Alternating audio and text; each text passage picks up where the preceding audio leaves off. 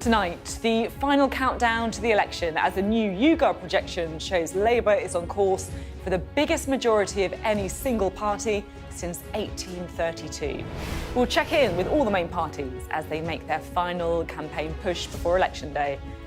And we'll break down all the data in Sky News' third and final projection-based poll, find out which members of the Cabinet look to be at risk of losing their seats.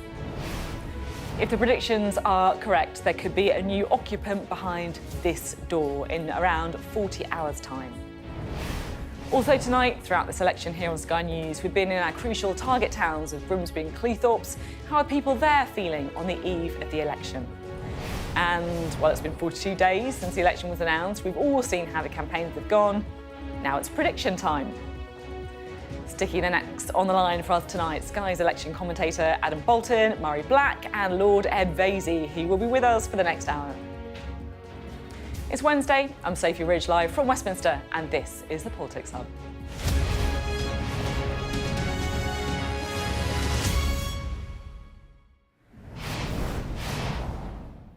Hello, good evening.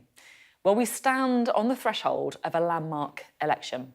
Power has only changed hands once in the last 26 years, but after voters troop out to libraries, village halls and schools tomorrow to exercise their democratic right, power is almost certain to change hands once again. If the polls are right, it's going to be a day for the record books. Labour is on course for their biggest ever majority, surpassing even 1997, and the Conservatives are expected to be turfed out of power for the first time in 14 years, truly the end of an era. Will Sir Keir Starmer achieve the staggering victory that the pollsters expect? And if he does, what's he going to do with it? And how will a Conservative Party rebuild and regroup if Rishi Sunak does lead Britain's most successful political party to its worst ever defeat? Well, on the programme tonight, we're going to be discussing the final YouGov MRP of the campaign, which projects seat by seat how the House of Commons could look on Friday. And of course, we're going to be checking in on all of the parties on the last full day of campaigning as well. So let's do that now. Let's see, for the final time, come over here with me, where the parties have been making their final push of the election today. I think we can bring up our lovely map of the United Kingdom. You've probably become used to seeing this by now. Fingers crossed, here we go. Hello, Beth. How you doing? Hello. We'll be talking to Beth in a minute if you're wondering why I'm just hanging around. Here we go. Here's the map of the UK. The Conservatives, let's start with them. They've been back in the southeast. Rishi Sunak has been in Hampshire, where he visited a school. Keir Starmer, meanwhile, has been on a whistle-stop tour. He's been to Wales, he's been to Scotland. He's also been to England as well, visiting South Lanarkshire. We'll be in Worcestershire for a final stump speech this evening. The Lib Dems have kept their campaign focus firmly in the south of England today. Ed Vaizey went to Chippenham, Winchester, Harpenden to try and hammer home the party's social care pledges. And for the SNP, here we go. Here is John Swinney, who was in Cumbernauld, and he will also be finishing up his campaign near Edinburgh as well.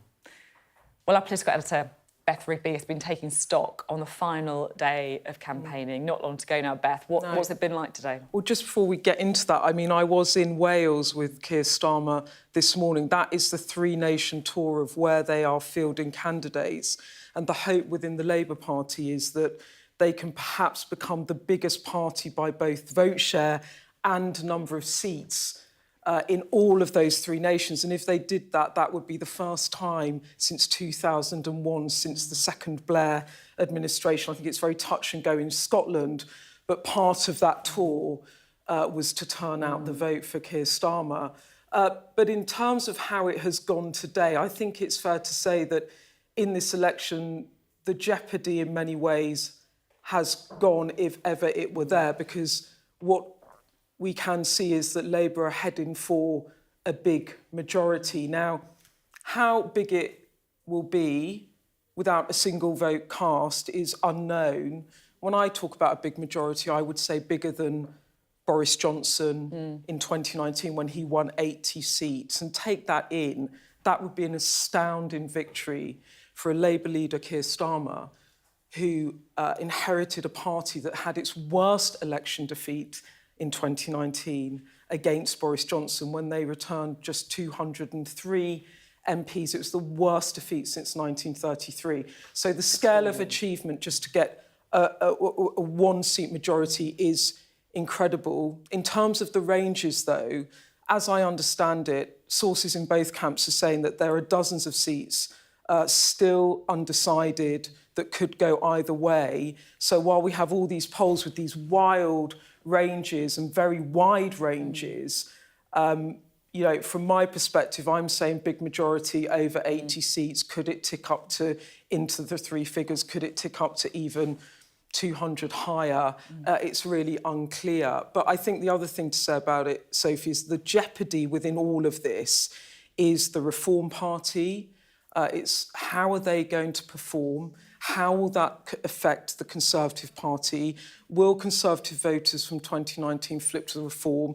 Will they stay at home? This is some of the jeopardy and some of the stories that could emerge on the night. And as you say, extraordinary even to be talking about, you know, an 80-seat majority, given where Keir Starmer was before. Beth, let's listen to your report, shall we? Because as you say, you've been out and about with Keir Starmer today. Let's listen. Less than 24 hours to go, caution now giving way to quiet confidence. Keir Starmer's message of change, now the reality he could soon be living. We've got to get out there every minute, every hour of today and tomorrow, all the way through till 10 o'clock. Fight for every single vote. This is an incredible opportunity for change across the whole of the United Kingdom. This the final push in a campaign dominated by massive poll leads for this lot. A PM in waiting trying to inject some jeopardy into a race that seemed over before it was even run. You're on the cusp of being the first Labour leader since Tony Blair, the first Labour leader this century to win power from opposition. As you contemplate that and what follows, what's your biggest fear? My fear at the moment is that people will not feel the necessity to go out and vote for change. This is not a done deal. Hand on heart, yes or no, are you daring to imagine now that you might become this country's Prime Minister? Like, hand on heart. I am waiting until 10 o'clock tomorrow, but we've prepared this party for government. We've prepared all of our departments for government. If we are privileged to come in to serve our country, it will be public service for me, as it always has been, not self-entitlement, and we will hit the ground running, because my job will be to deliver for people across the country who desperately need the change, not just that they expect, which in my view they are entitled to. A new dawn. A new dawn. See you later. Whenever, Beth, on the other side. But Blair's description of his own landslide highlighting this leader's trickier terrain. The national mood cynical, the promises of change modest, and the public purse stretched. Hi girls, how are you? Hello. The PM took a massive gamble in calling this election, but from his damp start to D-Day and the betting scandal, it just hasn't paid off. Are you looking forward to the holidays? Oh, yes. When did you break up? The PM about to be rested, whether he wants it or not, but still making his pitch to the very end. Lots of people want to say this is a foregone conclusion. Analysis shows that's not true. Your vote can make a difference to preventing that majority and having your taxes cut and your pension protected. So get out there and vote Conservative. The Lib Dems routed by the Tories in 2015. Bye-bye, Tories. Now about to reap the rewards of the Conservatives' collapsing vote. Having too much fun. Nearly all of Ed Vaizey's target seats are in Tory territory. I think excited and nervous at the same time. We've been getting a great response for voters. I'm really grateful for those people who were thinking of voting Labour or Green in what I call the blue wall seats, the home counties, or the West Country, or rural Britain, and realise that they can't win. But the size of the Labour majority rests on many moving parts, not least how far John Swinney and the SNP fall in Scotland and Nigel Farage's Reform rises in Tory and Labour territory across England and Wales. Labour could be on the cusp of a historic landslide of a scale not seen in decades. Keir Starmer has managed to seize the moment. If he walks through the door to number 10 on Friday, he then needs to decide what to do with it. Beth, Rigby, Sky News. Right, it's the eve of the election and time that means for the final YouGov poll of the election campaign. And it shows, that me and Sam has been discussing today, that Labour are on course for a landslide victory and the biggest majority for any single party since 1832. Let's bring in our Deputy Political Editor, Sam Coates, who's been going through all the numbers. We can see it behind you. A Labour majority they're projecting of 212. This is astonishing. That's right. This is the gold standard of polling projections. It's YouGov's final call before the election. And it shows that we are on course for quite possibly historic results. You have to go back to 1832 to get a result anything like this big. It is beyond Labour's wildest dreams, and it shows the voters have ignored Rishi Sunak's demands and pleas not to give the public a supermajority. Let's look at the results that underlie all of this. Now, one of the things because it's a projection, there is a range of possible outcomes, a margin of error, if you were. There could be as many as a majority of 282 seats. But if it's at the lower end of success for Labour under this projection, we could just have a majority of 132 seats for Labour. Now, that's still a landslide, an extraordinary result, even if it's the lowest end of expectations under this projection. Let's look at what the House of Commons would look like under this, and it's pretty record-breaking. Let's look at this. The biggest number of seats ever for Labour under Sir Keir Starmer, 431. The lowest number of seats ever for the Conservatives under Rishi Sunak on 102. The SNP crash to just 18 seats after years of dominance. The Greens double their tally to 2, up from 1 in 2019. One of the big winners is over here. That's Sir Edward Davey and his Liberal Democrats, 72 seats. That is up 61. And Reform, under this projection, under Nigel Farage, gets 3 seats. And the party was only created in this Parliament. So you can see the scale of change and the records being smashed all around this studio. Let's look at some of the implications. And here is the story of what happened in this campaign. Now, we've been doing these projections all the way through, and you can see that actually through this campaign, the Tories have lost seats, 38 seats, Labour up 9. The Liberal Democrats are one of the big winners, up 24, and Reform up 3. So you can see that Rishi Sunak called this election to change things. They changed, but for the worse, for the Tories. Now let's look at some of the other numbers underlying these results. Here we have the projections headlines. The biggest single party majority since 1832. Labour on 431 seats, the highest total ever. The Conservatives collapse worse than 1997. And 16 cabinet ministers defeated, including Jeremy Hunt and Grant Shapps. Now let's look at the cabinet, because some of them are in big trouble. Look at these faces, because you might not see them for very much longer. 16 members of the cabinet who are standing in this election look set to lose. New ones in this polling projection include Michelle Donnellan, the Science Secretary, and Esther McVey, the Minister for Common Sense, she's often called, Conservative Party Chairman, the Chancellor, the Defence Secretary, the Education Secretary, the Leader of the Commons. These two were likely leadership contenders, likely now to lose their seats. The Justice Secretary and the Chief Whip and others, all of them now likely, according to YouGov, if their projection is right, to lose their seats. And look at this. These are some of the big names that are heading for defeat. Now, I just want to pick out one you can see all around the screen, but look at this one, Craig Williams. He got wrapped up in the gambling scandal. Now he looks likely to lose his Welsh seat to Labour, consequence of what's been going on. Let's look at some of the constituency picture that is thrown up by YouGov.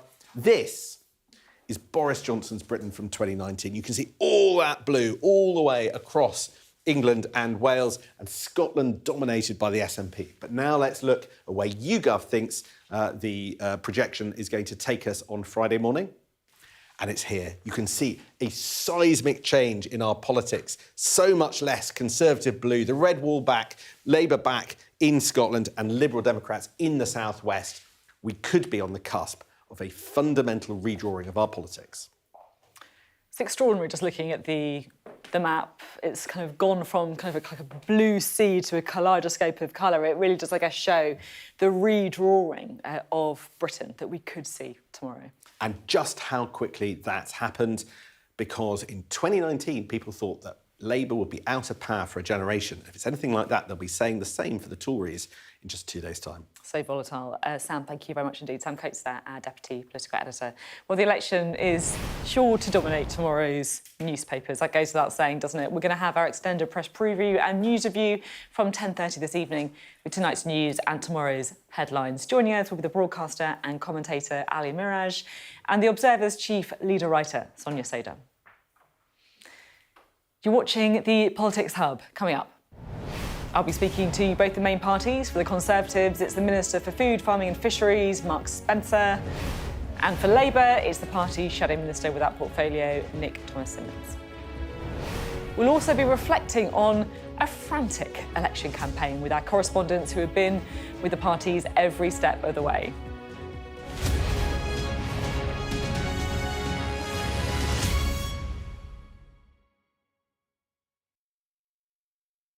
Get the full story first. This election on Sky News. We have a sensational team lined up for you in our virtual studio. We're going to bring you all the breaking news. We're not just going to be focusing on Westminster. We're going to look at the whole picture. I will be showing you lots of the data, the analysis, breaking it down. Sky News election coverage will go further. It will work harder. What is our country going to look like after the election? Of course, we'll bring the facts. We're also going to have some fun. Seriously, people, you won't want to tune anywhere else. You get the full story first on Sky News.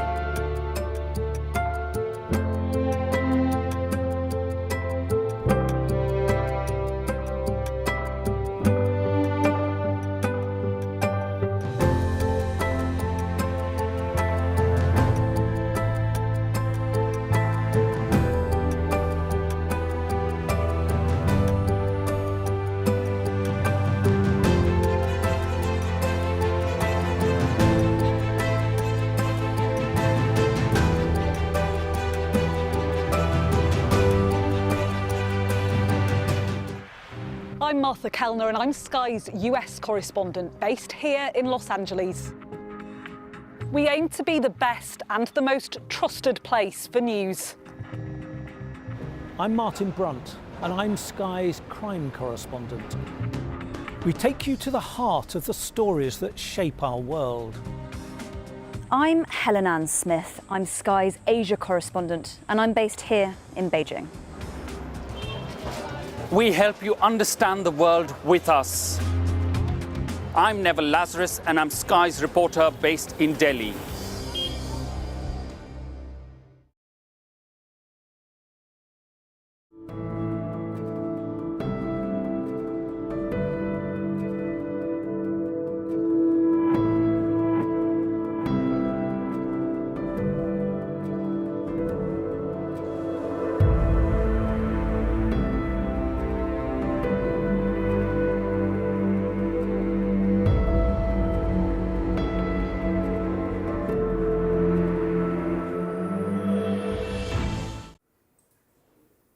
Hello, welcome back. Well, with just over 11 hours left until the polls open, all the parties have been making some last-ditch efforts to try and win over voters. Joining us now for the Conservatives is the Minister of State for Food, Farming and Fisheries, Mark Spencer. Good to have you with us.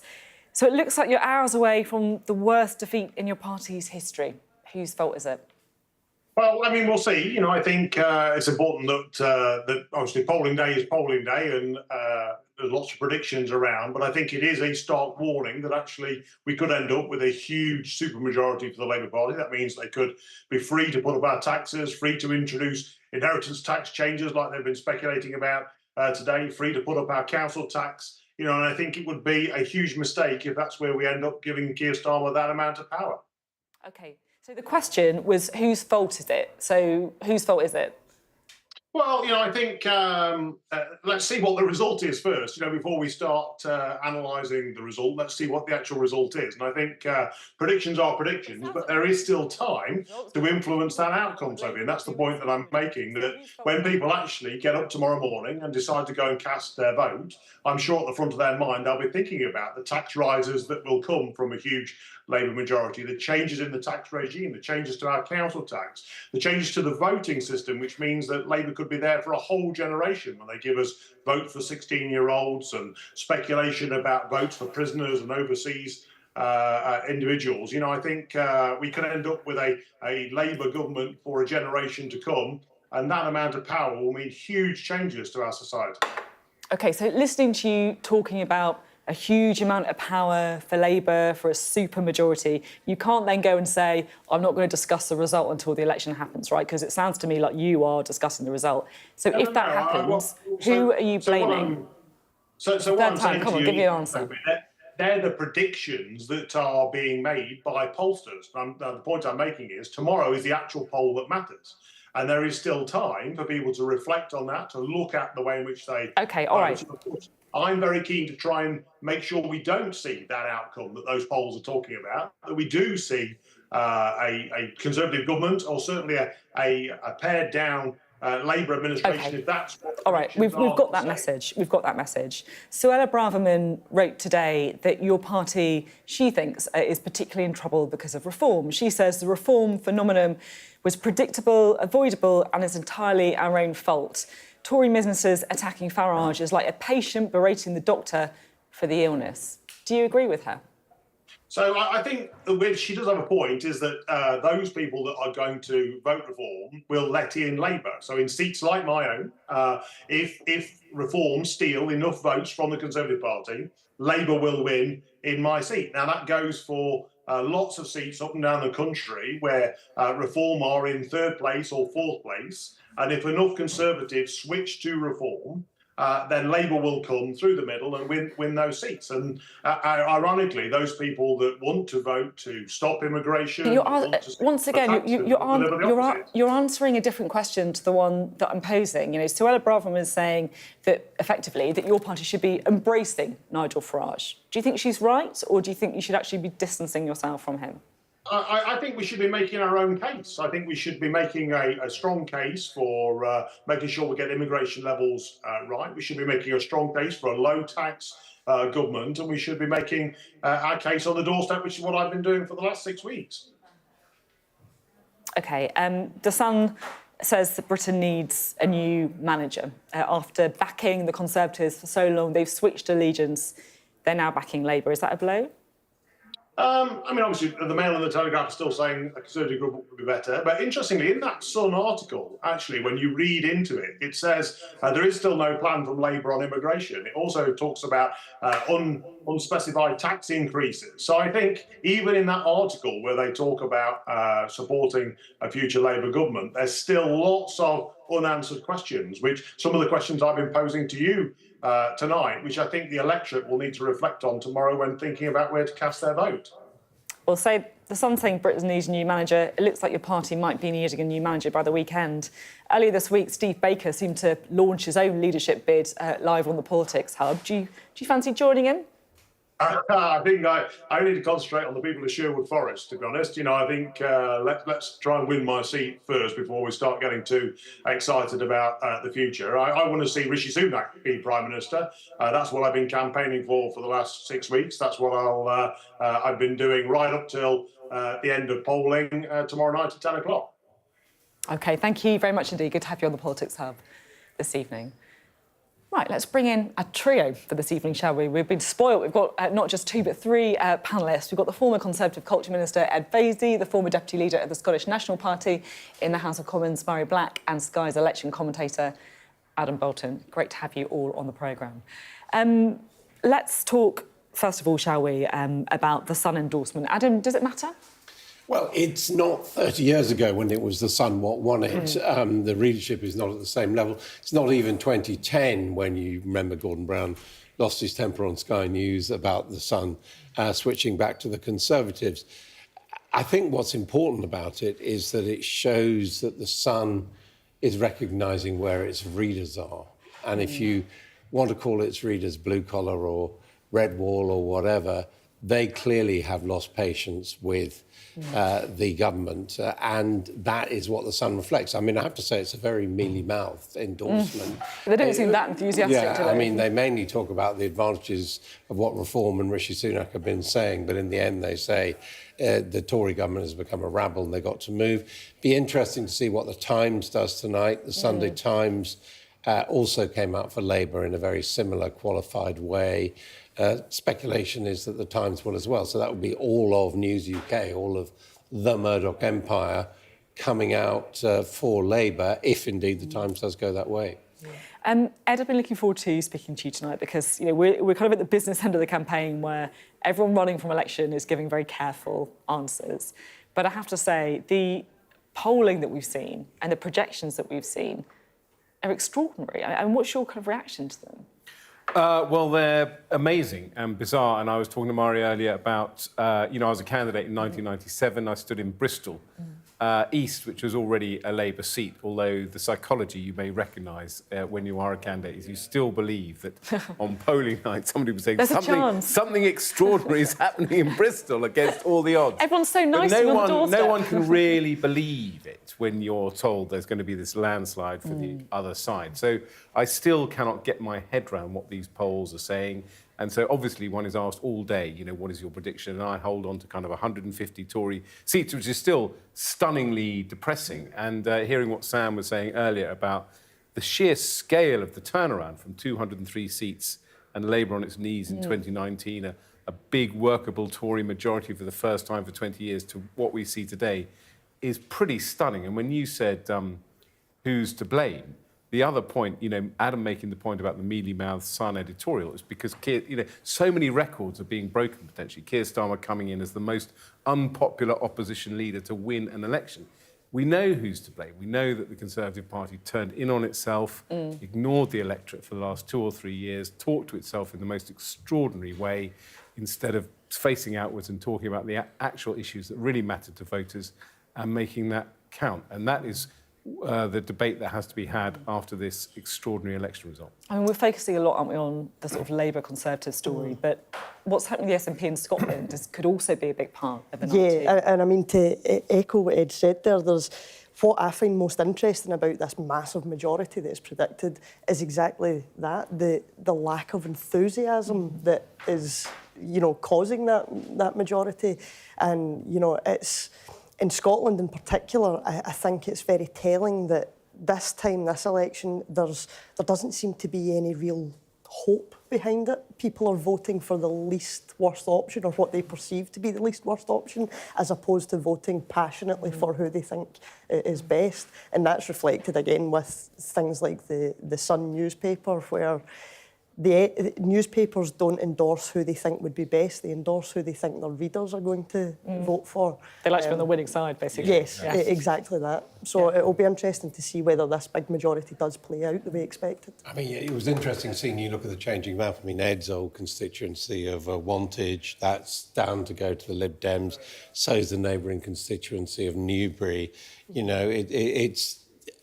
If these polls are right, it's going to be an amazing pattern. And I should say, I've been looking at this tonight. YouGov is, you know, the gold standard now of polling, but there is another MRP poll, and there are no less than, I think, 6 standard polls of what percentages. And if you put all of them into projections, they all point to something like this, with, you know, Labour over 400 and the Conservatives well below 150, and some of them actually in double figures. Well, you're absolutely right, but what's interesting about Scotland, especially looking at this latest YouGov poll, is how many seats they're saying it's a toss-up. Yeah. So in Scotland, it's quite unpredictable. Yeah, and we should say there's one poll today with the SNP ahead, 34, 31. Yeah, there you go. Something to cling on Time to put a bet. Right.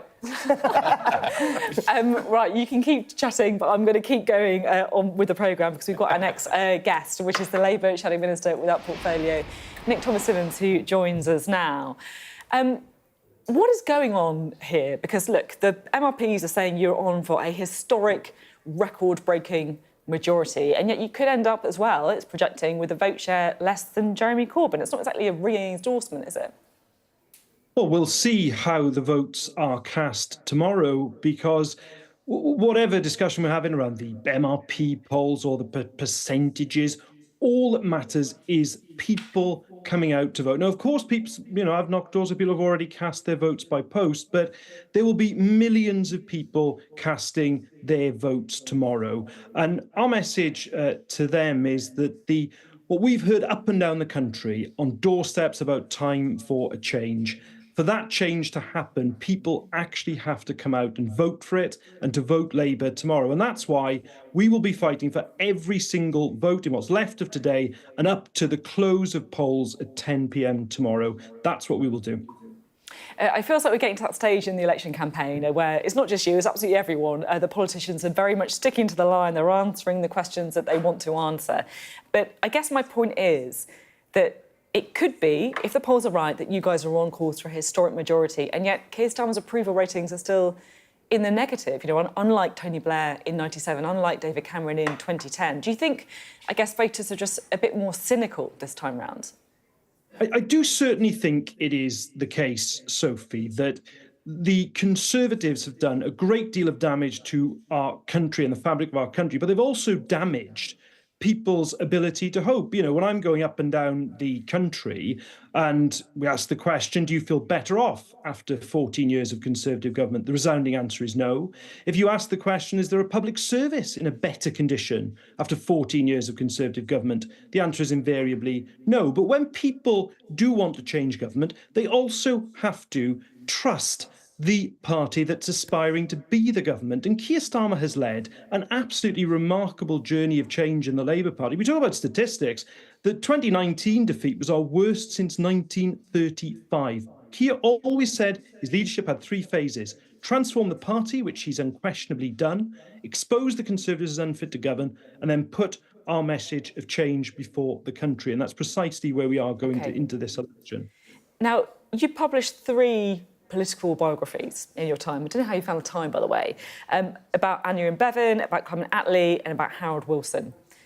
Which of them is Keir Starmer most like? This is a fascinating question, this, Sophie, because when we look at who Keir Starmer is, my answer is he is Keir Starmer.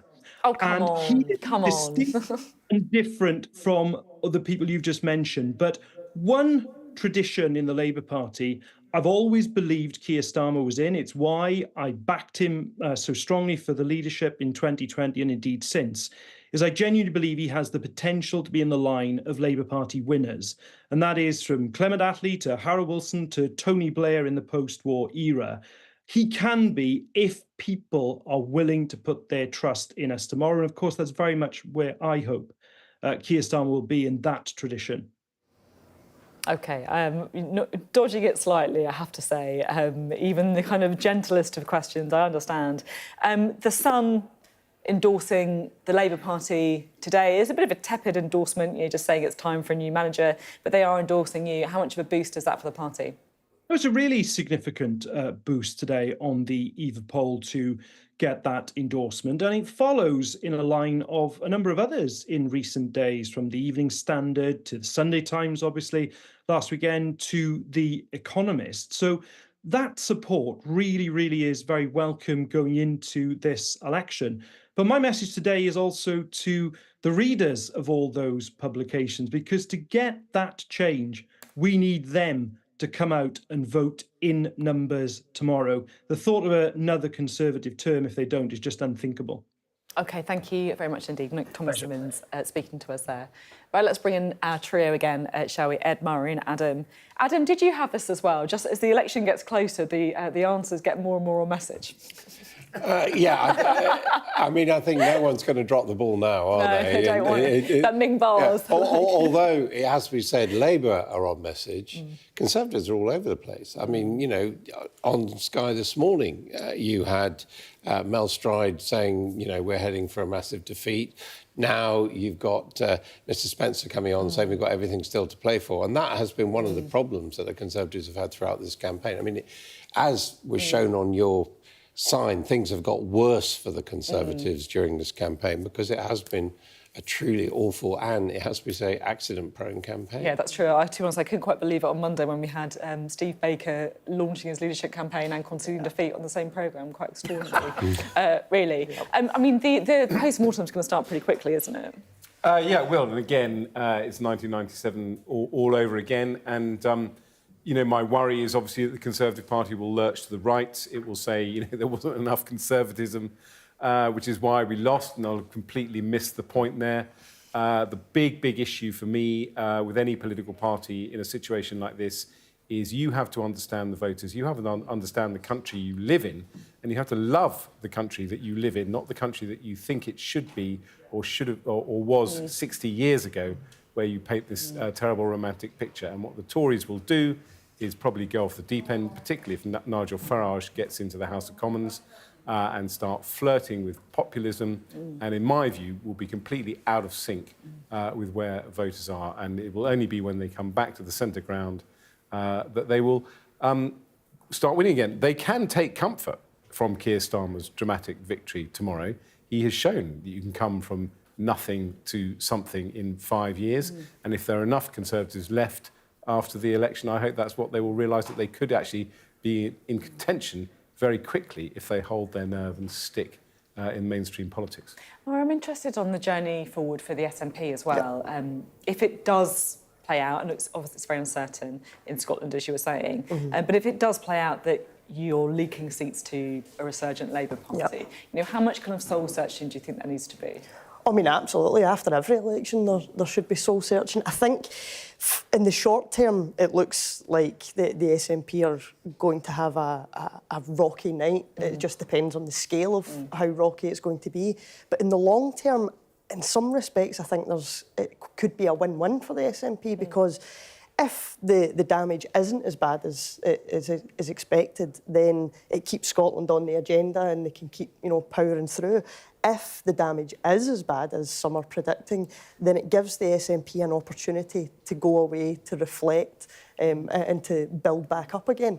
And it creates a lot of pressure for the Labour Party as well because, as I've said throughout this campaign, you know, Keir Starmer's promising change, the slogan change, but when you actually read the detail, the change is not that much. And I think a lot of people, if Labour do have the success that is expected, I think a lot of people will feel quite cheated.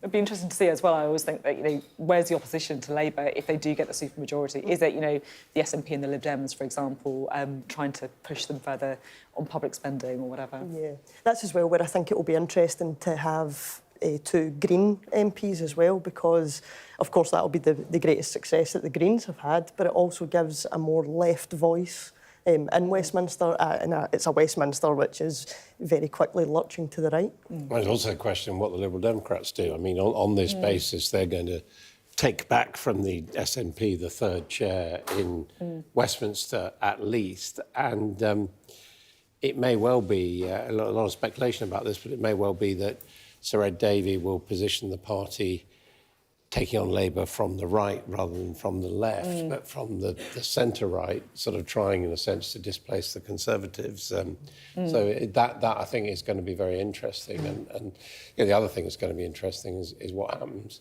not just to the leadership of the Conservative Party, but to the leadership of the SNP. Yeah, that's a very good point. Thank you very much indeed. Well, tonight, as we've been saying, is the final push before the polls open tomorrow morning, and both Rishi Sunak and Keir Starmer are making their final pitch to voters.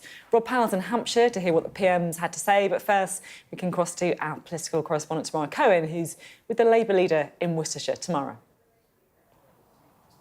Well, Sophie, we're in a quiet community centre in the west of England. This is not the Sheffield rally, but this is where the Labour leader will be making his final pitch to voters. And the message is very much no celebrations yet, no votes have been cast. And as Keir Starmer put it this morning, there are many constituencies which will go down to the wire, and he wants to make sure that people understand if they want change, they have to vote for it. He sounded quite cross this morning when a Conservative cabinet minister suggested that Labour were on course extraordinarily for a landslide, and he said that he thought this was voter suppression, an attempt to tell people they needn't go out and bother voting, when the message we've heard from him all week is that they very much do.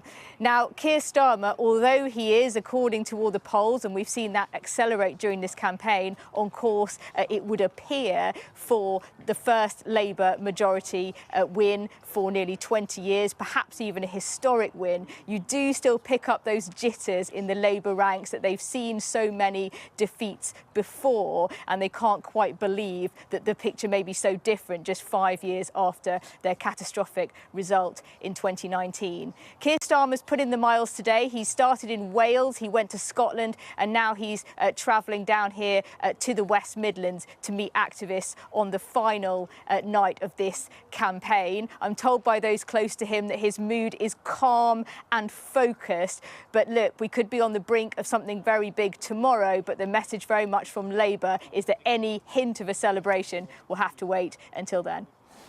Thank you very much, Tamara Cohen there. Well, let's hear now from Rob, shall we, who's at the Conservative campaign in Hampshire. Rob, what's been happening? I think there's a degree, Sophie, of detectable resignation in the ranks, maybe even a degree of gallows humour as well about what might be round the corner for the Conservatives in the coming 36 hours. I think if you study the Prime Minister's language over the last few days as well, you can see some subtle changes. He's done an interview with the Press Association today in which he talked about how if he knows that he has worked as hard as he can and he's put what he believes right forward, then that is what gets him through. Yesterday he was talking about how there will be plenty of time for reflection and questions about the past when election day has passed, and even references creeping into Labour's Deputy Prime Minister and Labour's Foreign Secretary. So I think they are clear-eyed about what possibly could be coming. Talking to some Tory candidates as well, I was in touch with one earlier who sits on a quite chunky majority in a seat that was held pretty comfortably even during the Blair years. Someone who, frankly, I expected to say, yes, it's difficult, but I should be OK. And he said he believed it was too close to call. Then there's, of course, that overt messaging that's come out from cabinet ministers like Mel Stride earlier, essentially saying that the question now is about what kind of opposition to Labour you want. That's in part strategic. It is about trying to unsettle people, unsettle Tory voters that have turned out for the Conservatives in the past. I think they do believe that some of the attacks on Labour, especially over tax, have seeped in a little bit, that maybe a bumpy few days and a bumpy week for reform means that the sort of threat from them isn't as vicious as it was 7 days ago. In terms of how this campaign has closed today, it has been quite a low-key final day. While Sir Keir Starmer has zipped around the country, we have had 3 campaign visits, all within Hampshire, all within about half an hour's drive of each other today. Some Liberal Democrat protesters turned up to heckle the Prime Minister at his first call. Talking to other locals there, they believe that even that relatively safe constituency of Romsey and Southampton North, they said that was on a knife edge as well. In terms of what we're getting in the next hour or so, Rishi Sunak is taking part in a closing rally quite near to his first stop of the day. It is also quite near to the area where Rishi Sunak grew up, and you do wonder in the fullness of time whether this will start feeling like something of a homecoming and even a farewell. So interesting. Rob, thank you very much indeed. Rob Powell there on the final full day of campaigning for the Prime Minister. Right, let's get the final thoughts of our trio for this evening, shall we? Ed, Mhairi and Adam. It's prediction time. You guys have stuck their neck out. They've gone for it. You know, I know it's awful, you know, the kind of night before an election. But what predictions have we got for what's going to happen? Ed, what do you reckon? Well, I'm hoping the Tories will come back with 150 seats to make themselves a viable opposition. Mhairi? I think it's a question now of how big the Labour win is going to be, but I do predict that the honeymoon period will end very quickly for them. It's interesting. You've both been quite aligned on that, actually, haven't you? On the kind of the honeymoon for Labour, perhaps not being as celebratory, as fulsome as you might expect after the big wedding. Yep. Adam? I think there'll be no honeymoon. It'll be like when Barack Obama won in 2008. But my predictions would be a Labour majority of about 200 in the House of Commons. But my real prediction is it's all going to happen very quickly. I mean, no one is going to waste any time. I suspect that Rishi Sunak has already packed his bags and that the Starmers will be moving in there by Friday night. And so all the drama's going to happen when I'm joining you on Friday. This is what I'm excited about, I have to say, because me and Adam are going to be here from 7 a.m. on Friday, aren't we? I mean, you've done this before, Adam, these kind of like historic sort of changes of power, but it's the kind of first one for me often. If it happens. They really don't. It's going to be a day of history, isn't it? Although it's interesting, I was talking to Sir John Curtis about this, and I was saying, look, because he was saying it's a very boring election and all that, and I was saying, well, look, isn't it going to be a left-right switch? And we don't have those very often. He said, no, it's not a left-right switch. It's a switch between incompetence and competence, and he thinks that's all it's about. Yeah, that's what I think Danny Finkelstein, the Tory peer and Times commentator, made that tweet as well, that actually it's not...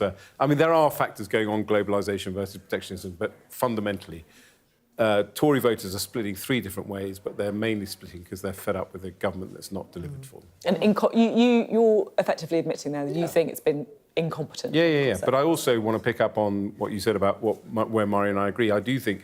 Funny enough, obviously the press has been very muted in this campaign, partly because the polls came out so early, it kind of closed down any kind of, knife-edge finish. But the minute Keir Starmer is Prime Minister, I certainly think the centre-right press or the right-wing press will start going for Labour big time. Now, obviously, they'll have a massive majority. They can do quite a lot of what they want, but it's going to be interesting to see. Things like, for example, VAT on independent schools, which may not seem like an important issue, but it will become... These kind of issues tend to blow up and become kind of totemic quite quickly. And the other thing, of course, is it looks like slightly less than 2 voters in 3 are going to vote for one of the main parties. Yes, interesting, Which does mean, I think, we're going to hear more from the Greens and from Reform UK and from Plaid Cymru and, of course, from the SNP, even although they may not actually have that many more MPs. One of the things that we haven't touched on as well will be interesting to see what the voter turnout actually is, because, of course, this is the first election where there's sort of 3 big factors. One is lack of inspiration. Second of all, there's the postal vote fiasco, which particularly in Scotland, where people are already away on the school holidays, will essentially not be able to vote. And also it's going to be the first election or national election, where you have to have ID in order to vote. So there's quite a few barriers in place for people to actually vote. Yet more people ask for postal votes, and I think Professor Thrasher, who's the expert on turnout, thinks it will be pretty close to what it was last time. About 20% of voters will have already voted. Despite, they haven't had a chance to hear our cogent views on the election. They've already voted. They're kicking themselves. Adam, can I ask you, Keir Starmer's been so cautious, been kind of carrying that Ming vase so carefully. If he does end up with a stonking great majority, surely that means he can be radical. If you look at previous times when people have got big majorities, they've set up the NHS or something like that. Do you think... Abolish the House of Lords.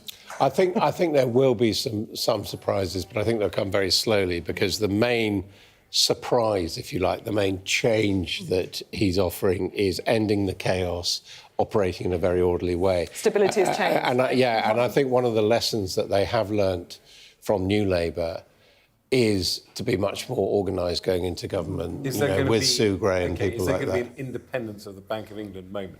Is this Labour government going to make an announcement on Friday that's going to surprise us all?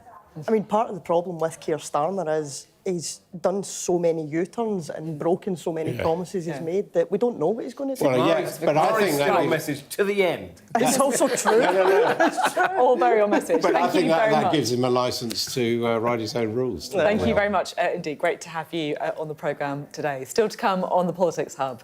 6 weeks after Rishi Sunak stood on the steps of Downing Street to call the election, we'll be reflecting on the party's frantic campaigns with our correspondents who've been there every step of the way.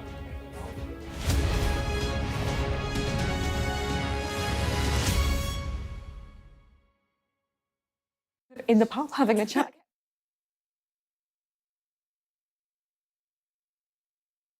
So the Tory campaign took a sharp about turn around halfway through. Initially, there was a big focus on putting out punchy policy, things like national service, tax breaks for pensioners, all designed to appeal to core Tory voters and to people maybe thinking about going reform.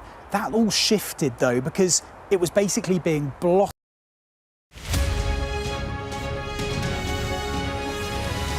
Well, the issue has been potatoes are quite a challenging crop to grow.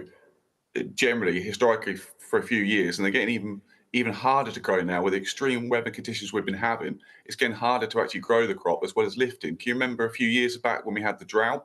Well, that took a toll on seed stocks and also the stocks that we had within the country. And now with the wet weather that we had last year, even this last year when we tried to plant the crop, it was challenging. Lifting was like harvesting the crop was really challenging. The wet weather we had was the wettest winter we ever had on record. We're trying to lift them, getting tractors stuck in the field, trying to get the potatoes out, making sure the potatoes are in store, planting this year's crop as well. It's been a really, really challenging couple of years. We need we need food security for a start back on the agenda. The government needs to look at how we produce food in this country and make sure it's higher up and make sure that we have policies in place to help us. Input costs are rise now nearly 28% in the last 2 years. So our input costs have really gone up and we need different policies and we need stuff to help us combat the extreme weather conditions we've been having.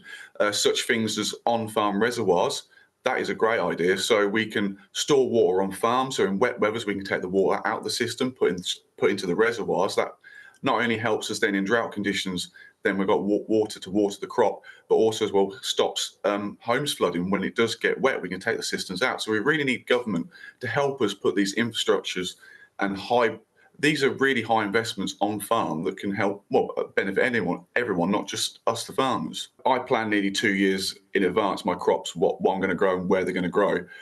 So it's not so simple as going, I'm just not going to grow that crop. But a lot of people actually have. There's less potatoes farmers now than what there has been. A lot of people, potatoes are quite hard to grow. There are a lot of inputs, as we said, a lot of labour involved. There's a lot of hassle as such. And a lot of people now after this wet weather just go, do you know what, I'm not going to plant them. So if we do, there's not really much else we can really plant. We just go for the basic crops that we grow in this country, such as wheat, barley and oilseed rape. And that's kind of the rotation that they're looking at.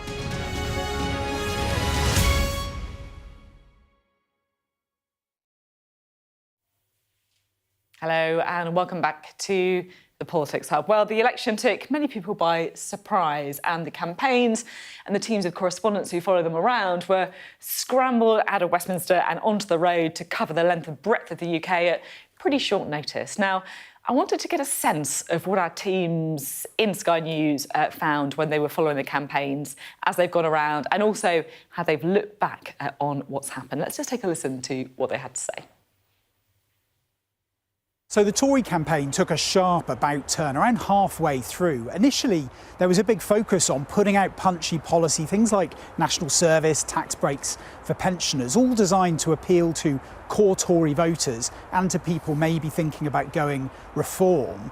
That all shifted, though, because it was basically being blotted out by Labour's poll lead, but also by the return of Nigel Farage and by things like the D-Day fiasco. So they shifted gear into talking more about what a big Labour win would mean for things like tax, migration and security. There was also, I think, more of a focus on safer areas, like where we are at the moment in Hampshire.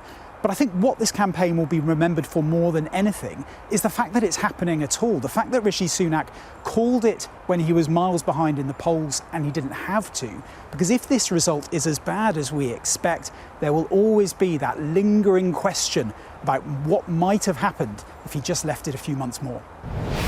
Labour's strategy was to be as cautious as they could be, and that's why some events like this one can feel controlled and even staged, and that's because they were the front runners going into this. They had a huge majority in the poll leads that they didn't want to lose, and they haven't lost it. So in many ways it has been a strategy they felt has worked. But since Manifesto Day, their confidence has grown slightly, and they're still cautious, but that nervous jitters has sort of gone. It's now more of a cautious optimism.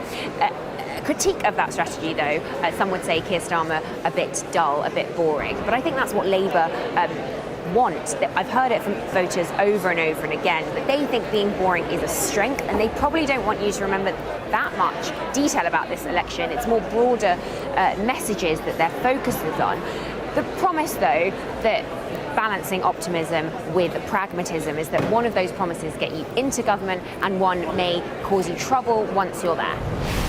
The Lib Dem campaign has developed in one obvious way since the start. It's become more ambitious. Sir Ed Vaizey himself has told me that they've widened their list of seats that they think are winnable. And that's been reflected too in the places that he's visited. It's trended towards seats that will need larger and larger swings to his party. Now, to some extent, that reflects the weakness in their primary opponents, the Conservatives. But the party insists that their message, the Lib Dem message, is also cutting through as well. And as to what will define this campaign, well, that's easy, isn't it?